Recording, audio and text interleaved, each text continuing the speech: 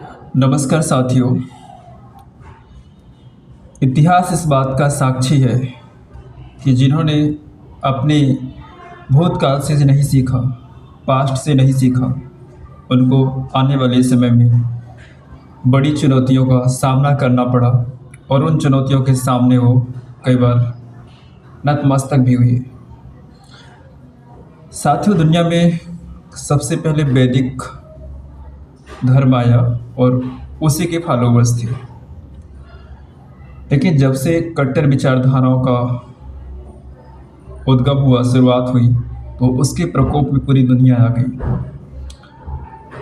भारत के विभाजन से पहले वर्तमान में जो पाकिस्तान और अफगानिस्तान का जो बॉर्डर है, वहाँ पर एक पहाड़ी है, उसका नाम कलश वैली है। वर्तमान में उसको वहाँ के स्थानीय जो लोग हैं वो काफिरिस्तान कहते हैं, क्योंकि इसके पहले अफगानिस्तान में एक स्थान हुआ करता था जहाँ पर उसका नाम बाद में बदल करके नूरिस्तान कर दिया गया। तो वहाँ पे जो कम्युनिटी रहती थी वो ट्राइबल थी और वो वैदिक धर्म को मानती भी है। तो अफगानिस्तान वाले पार्ट में 18वीं सदी में एक आक्रांता ने आकर के वहाँ के सभी लोगों को इस्लाम धर्म में कन्वर्ट कर दिया।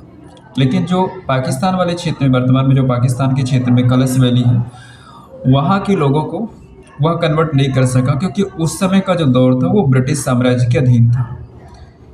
साथियों, हैरानियत इस बात की है कि जब भारत का विभाजन हुआ तो वहाँ पर जो कलश वैली समुदाय की जो संख्या थी 38,000 थी। आप समझ सकते हैं 38,000 जो नंबर्स होते हैं, ये कोई आम नंबर नहीं है, कोई छोटा नंबर नहीं है। लेकिन आज जब 2018 में जब यूनेस्को की सूची में इस जनजाति को स्थान दिया गया, तो उनकी महज संख्या 3,800 आकी गई है, 3,800 रह गई है। साथियों, क्या कारण है कि दिनों दिन उनकी आबादी घटती जा रही है और एक दिन ऐसा आएगा कि वो आबादी वहाँ से विलुप्त हो जाएगी या कि इस्लाम में कन्वर्ट हो जाएगी। इस्लाम का जिस प्रकार से प्रचार किया गया है, जिस प्रकार से उसकी कट्टर धाराओं को जबरन लोगों से धर्मांतरण किया जा रहा है, ये वैश्विक समुदाय के लिए बड़ी चुनौती है। लेकिन जहाँ तक मेरा मानना है, इससे जो सबसे ज़्यादा स्वीकार हुए और सबसे ज़्यादा कन्वर्टेड हुई है वो हम सनातनी हिंदुओं से ही हुई है। दुनिया के बड़े बड़े ज्ञाता जो होते हैं हर विषय पे चिंतन करते हैं, बट ऐसे विषयों पे चिंतन नहीं करते, क्योंकि इससे सच सामने आएगा। ऐसे विषयों पर कोई व्याख्यान नहीं देता, कोई आर्टिकल नहीं लिखता। इस समुदाय की खासियत देखिए कि इतने डरावने और इतने गिरिकंदराओं में रहने के बाद भी, दुनिया से अलग होने के बाद भी वो अपने आप को अपने धर्म पे कायम रखे हैं और काफ़ी खुश मिजाज उनकी ज़िंदगी होती है। बहुत शालीनता से रहते हैं। अपनी सिक्योरिटी और अपनी सुरक्षा के लिए किसी और पर आश्रित न रह करके पारंपरिक हथियार खुद धारण करते हैं और अब तो आधुनिक भी हथियार वो साथ लेकर के चलते हैं। स्वभाव में और सुंदरता में उनके जैसा उदाहरण इस दुनिया में कहीं और नहीं है। परंपराओं के मामले में इतने दृढ़ निश्चयी हैं कि हम कहीं उनके सामने टिक ही नहीं सकते।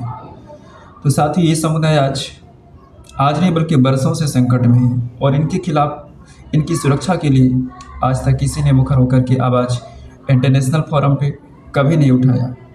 तो हमें चाहिए एज सनातनी इनके ह्यूमन राइट्स के लिए, इनकी सुरक्षा के लिए आवाज़ उठाना चाहिए, ताकि ये जनजाति भी सुरक्षित रह सके। नहीं, वह दिन दूर नहीं जब ये विलुप्त हो जाएगी।